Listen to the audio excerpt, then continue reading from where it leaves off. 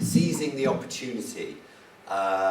Some of you may know I was lucky enough to be the executive producer of the opening ceremony of the Olympic Games, and I hired a man called Danny Boyle, and I learned a lot from him, and most of all I learned to be fearless, because I think there was still a bit of risk averseness, I hate that term, in me.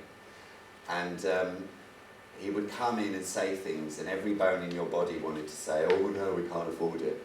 And I learned not to say that anymore, particularly on the morning about a year before the show, when he came in and he said, I've had an idea about how the Queen could arrive at the ceremony. And he told me, and everything in me wanted to go, never in a million years. But I'd learned by then, and my response was, okay, let's take it to them. And I knew the people in the palace, and we went in, and they all rolled their eyes when I walked in. I once got a message saying, can you tell Martin to stop wearing jeans to the palace? It's making the footmen nervous. And their faces drained as well, but then a few months later they came back and said yes, and the rest is history. And that was the finest example I've ever had for myself and my personal growth about, you know, yes is a much better word all the time. The UK City of Culture will make Hull, in this instance, the centre of cultural debate and activity for the whole of the UK for a year. And this is a really important message. It is and will become the nation's cultural festival. That in this instance is inspired by and hosted in Hull, but is a national event. One of the great things about doing it second, for it's only its second iteration, and owed to be second and not first, is that we've managed to learn a lot, not only from Londonderry, but also the previous European capitals of culture in Liverpool and Glasgow, and take that forward. The government has thrown its weight behind the next competition, which will start in the next few months, so there'll be another City of Culture in 2021. And it's becoming really strategically useful for national organisations, because it's a 4-year cycle around which they can base their nations and regions strategy and come to us. And what they'll always know is, because of the way that the product is designed, is that it will be in a city that needs them. And Hull, and this is what really ultimately drew me to this project, which was when I read the bid. And the bid said very proudly, Hull wants this, and Hull needs this. And I thought, how refreshing. They could have spent pages and pages working around that and trying not to say we need it, but they said we need it. And that's what this project is supposed to do, and I hope to deliver on with the various partners that we work in. So how are we going to do that? We're going to do it in 3 ways. Okay, first of all, we are going to celebrate the people, the stories, and the communities of Hull, and use that as a springboard into the future. Hull as a city sometimes reaches too readily for its past because it doesn't necessarily understand what its future is. And I think a lot of what 2017 is about describing the future and making it tangible. So the past is important, but we mustn't live in it. We've got to use it to see where we're going. And in that respect, that's why the project sits so well within the wider city plan, which equally is describing Humber as a green port and a green energy centre, and we want to capture that narrative. So that's very important, number one. Number two is we want to celebrate the cultural richness and the offer of the North at a time when that's a very contemporary story. But this northern powerhouse conversation must not only be an industrial conversation, it has to be a cultural and social conversation, because the two will inform each other. And what we all know now from the success of the Games, the Grand Départ of the Tour de France, which I was fortunate enough to be involved in, the Commonwealth Games, is that both those things have an economic impact. Long gone are the days where we thought that art and culture was simply a draw on resources. One of my KPIs, for I have them, is that I have to deliver a £60 million economic impact into the city. I also have to deliver 1 million visitors over a year. And so we can measure that as we go through. So that Northern Powerhouse and being part of that conversation means we can leverage a lot of conversations, particularly because we can frankly play on people's guilt. I'm really pleased that Manchester got an £80 million new super theatre. Hey, we're over here, okay? Where next for a new theatre? London. And so therefore we can have conversations about that rebalancing act and making sure that we're part of that list of cities, which again we do in conjunction with our great partners at Hull City Council, the LEP, within those wider conversations about how we go forward administratively around that. So that story of the North becomes really important. And we're co-commissioning things with Liverpool, with Manchester, with Leeds, with York. And the third way we'll do it is that we will play host to national and international world-class art. And next Thursday, we'll make our first announcement about one of those projects coming to Hull.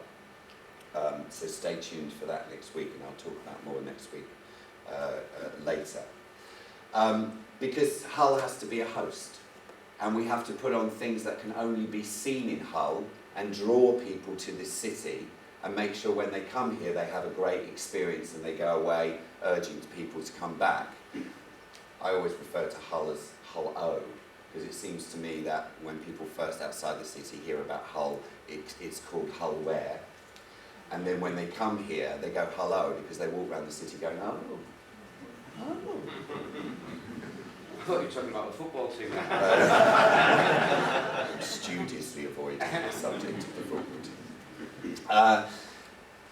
We know that get people here for the first time, they will come back. It's getting people here for the first time, which is the challenge, and that's what we can all work towards together to do. So those are the three ways that we're going to build this year of culture. Now, how does that actually work? Well, there are three ways that we'll do that too. Me and my team will curate a year of activity. We will produce it ourselves to tell a narrative of the city across the year. And that really is an act of curating the bid, because the bid was good and the bid won. But as someone said to me the other day, politicians campaign in poetry and deliver in prose, and bids do that too. There is an act where you have to take the bid and say, how do we make this real? Because it's a promise and an ambition, it's not really a roadmap to success. And that's our current act, is curating that bid down and making it real. Bids win bids, that's what they do. If you ever take the time to read the bid for the Olympic Games in London, it's one of the greatest works of fiction ever produced. But fortunately, of course, that act of curation delivered something equally as good. So we're doing that. The second way we do it is the most important way, which is through partnership and capacity building. And for us, that means engaging very much with the cultural sector to build those creative skills and leave a lasting legacy. In many ways, when me and my team, they stop paying us in Easter 18, that doesn't necessarily mean we'll go, but that's when they stop paying us on this project. When we go, no one should notice, because actually everyone should think that the LEP did it, the truck did it, that you did it, that the City Council did it, and that's fine by us. So to give you a pilot example of that, the Freedom Festival is one of the greatest things Hull produces. It's 130,000 people went through it last year. We've started work with them already. They wanted to go from an organisation that simply subbed out all the organisation of that to a self-producing festival. So we work with them, and now that they have their own artistic director, their own executive producer, so they'll be producing more themselves. And this year, we start the work to capacity build. We've invested in their volunteering programme to raise the numbers on that and make it more diverse, but also make it certificated. And that again is a pilot for us, because in 2017 we're committed to having a volunteering programme of 4,000 people. We've also, on the arty side, invested to bring a big Australian company called Polyglot here, who do a durational piece for families over 3 days. And so you can see both sides of how we work with people there, and then we'll do something more with them in 16 and bigger in 17, and then we'll pull away, and the transfer of knowledge has gone to what is already a great festival to make it greater and more secure for the future years. And there are a number of key organisations where we'll be doing that across the board, not only culturally, but working with the tourism industry here, the retail industry, the hospitality industry, to see where we can play our part in the offer. Because as we say to Chris, you know, we're a quality of life offer. There's sometimes a temptation to say, right, in the list of priorities, let's get the big companies and let's get, you know, 1,000 jobs here, that's great, and then we'll do this, and then we'll do this, and then we'll do this, and then we'll do art, and then we'll do the visitor economy. And actually what we're finding, of course, is that those two things are as one. There's no point creating a load of jobs if nobody wants to live here. And people want to live in cities that have a good cultural offer. It's a badge of honour. Very basically, if you can make Hull really cool, more people will come here, more people will come and study here. And that's what we can do as a shop window for everybody who's involved in inward investment and building. You can use us to make that offer about quality of life, and that it's a groovy city and you should come and live here. So that partnership model in the middle is really important. And the third thing, a really important message, is that nobody needs our permission to be involved, right? The way that these things work is that everybody essentially has to get off their arse and join in and seize the opportunity, okay? Now, I need to be slightly careful there. Culturally, that means that anybody can do an event and they can do what they like, right? What we would ask is that they tell us what they're doing, because we'll have a significant marketing machine to be able to tell everyone else that they're doing it. So I think we all agree that Hull doesn't really have a very good online one-stop shop. What's on, where am I going, where am I staying, how do I get there? And that's one of the key things that we're going to help to fix. The other thing we'll do is when we launch the brand for City of Culture, which will come out in the autumn, we'll make sure that there's a version of that which is free for community use. So if you tell us you're doing something, we'll market it, we'll give you the brand that clearly says you're joined in. Now there's a slightly different issue there around businesses, and I'll talk about that in a minute. How people can collect their ideas together is because we have arranged the year into 4 seasons. We learned 2 things from previous cities. One is they all said they over-programmed. We've got 2,500 events on this month. Well, how do I comprehend that? How do I even do it? We're very much going for a quality, not quantity approach here, and we'd rather do one thing very well than 100 things quite badly. The other thing they told us is don't try and release a year's worth of work in one go, it will drive you crazy, and also that means you're only getting one bite of the cherry. So that's why I decided to split the year into 4 seasons. That's 4 launches. Every time the world forgets we're City of Culture up, we pop again and remind them. But it also allows us to draw a narrative across the year of the story we're trying to tell of this city and its surrounding area. So the first season, which runs for the first 3 months, is called Made in Hull. Of course it is. It says what it does on the tin, right? We need to get out there and we need to tell people who are not cognitive that this city is fantastic and are not cognitive of what this city and the area has contributed to the life of the UK and internationally, what that is, okay? There was a lot of talk in the bit about emerging from the shadows and being at the end of the road, and I just don't buy into that, right? We're not at the end of the road, we're at the beginning of the road, all right? We're certainly not emerging from the shadows. We've been great all along. Where the bloody hell have you been? It's a much better stance to take, right? In a positive way of reintroducing to some people this area. So that's Made in Hull, and Made in Hull is also about making new work in Hull and celebrating that. Also telling the business story of Hull. What do we make here? What do we export here? It's all in the same kind of storytelling, and we can use art to do that. You know, what should we do with caravans, for instance? So the next season is called Roots and Roots in both senses of the word, and that's an opportunity to celebrate the internationalism of the area, the gateway into Northern Europe, the entry into Yorkshire and beyond, stories of emigration and immigration, Very interesting time to be talking about a place in Europe. So this is where we can grab onto contemporary stories. We may or may not be part of Europe by then, and that gives us a whole load of new stories to tell. Roots and Roots will be more international in flavour, and we've got 4 target cities, 3 of which are historical, 1 of which is a new relationship. The historical ones being Reykjavik, Iceland, Rotterdam, Holland, and Sierra Leone, and Freetown. And we've added to that Aarhus in Denmark, because Aarhus is the European Capital of Culture in 2017.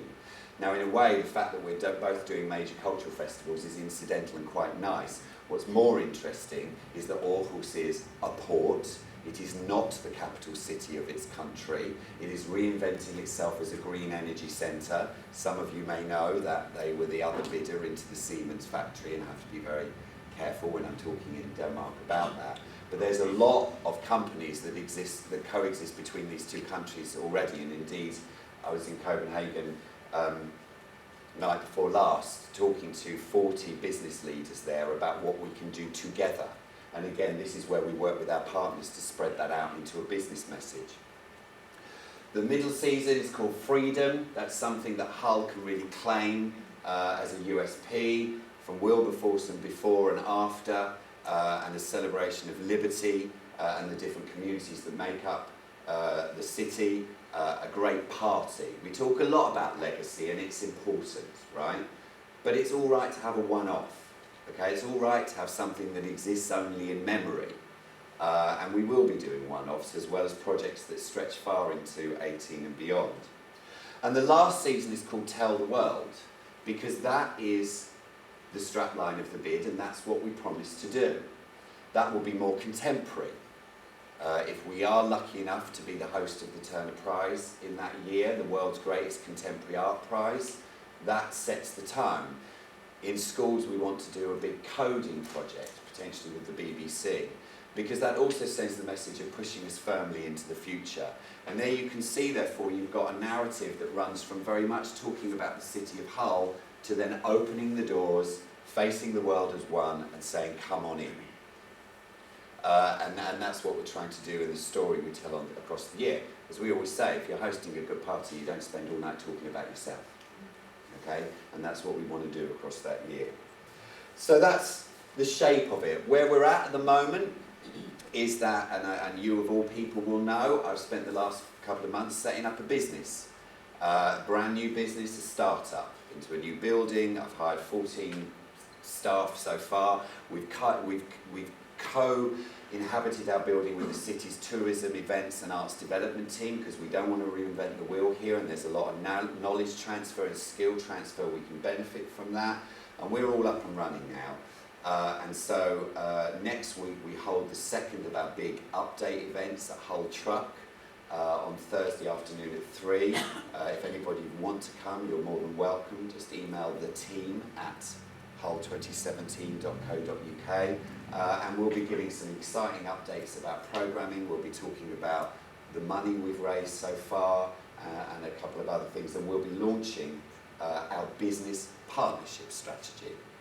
And this brings me to the last part about business. How do we get involved with businesses? Well, the first thing is obviously to say we don't necessarily need to get involved. You're entrepreneurs, you're business leaders. It's coming. You know what it is. Over to you. Okay? It is called Hull 2017. It will not ever be called anything else but Hull 2017. But there is a halo effect and a ripple effect when you chuck a very big rock into a pond that we can all benefit from in the sub-region and wider. So we appeal to entrepreneurs to just take that and run with it. Hospitality industry, we can be a little bit more proactive there. We can drive people to your door. We can let people know what the offer is. Your thing is to make sure when they get there the offer is superb and the welcome is superb. But we'll also be doing, in future months and years, work around ambassador training, giving you the information you need to pass on to your customers. On a very basic level, if you think you've got a service that at some point we're going to need to buy, we will have business pages and a business database so that when we release those contracts, you know about it. okay? I'm going to try and make those contracts as simple as possible, not such a great big 300-page European things if I'm trying to buy 50 quid's worth of stuff, right? And we have made a promise, which is if we can buy it here and it's what we need, we will buy it here. If we can't find what we need here, we'll be asking companies what effect they will have here by working here. Okay, so we will look to the region first for what we need. Now, if you're interested in that, again, if you email the team at hull2017.co.uk, tell us what you do. We have started building that database so that when we release contracts, you get notified about it. That's a much better way to do it, by the way, than just flinging yourselves at us, because it's very difficult to cope with that and people feel they're not responded to. So I'm trying to do it in a very structured way. I spoke about the brand earlier. Now, when it comes to business, we have to be resolute about this. The brand is how I raise the money to put on the art. And we are and will be hugely protective about it because it's the only thing I have to sell. Okay? So therefore, we ask people to be respectful of that. We ask them not to officially associate with us and nick our brand and put them on our stuff, because that compromises our commercial deals with the people who are sponsoring us. But as I hope I've demonstrated, there are plenty of other touch points where you can come in. Ultimately, if you're interested in becoming an official partner of 2017, and there are a number of entry points at various different levels, and it's not just about cash, it's also about the kind of services you can offer. We're launching the Business Partnership Programme next Thursday at Hull Truck. Come and hear what that's all about, and there'll be all the contact information you need to do that. I'll shut up there now, because I think I've spoken enough. I think more elegantly, what I know from working on Tour de France and the Games, and what we all know now, is that these things work. And also that we have the expertise in this country to do it with knobs on. I need to remind you that when I started at the Games 5 years before 2012, we couldn't get arrested, right? No one thought it would be rubbish and over budget and late. They knew it would be rubbish and over budget and late. And we had to move an entire population from a position where they knew we would f*** this up to a position where they thought it might not be shit. Which was a Herculean task. Okay? Now, I'm really pleased to say that we no longer have to do that, because the country's proved we are rather good at this, and economically people understand what the benefits are to be reaped from it. Okay? Now, it means that I can no longer do that thing of under-promising and over-delivering, right? And I bear the weight of people's desires for this to work, very keenly and very respectfully. And we will deliver something going forward. Remember that everybody who took part in the Games, everybody who was around it, from the sponsors to the 14,000 volunteers I had in the cast, get to say the 3 most magic words in the world, which is, I was there. Thanks very much.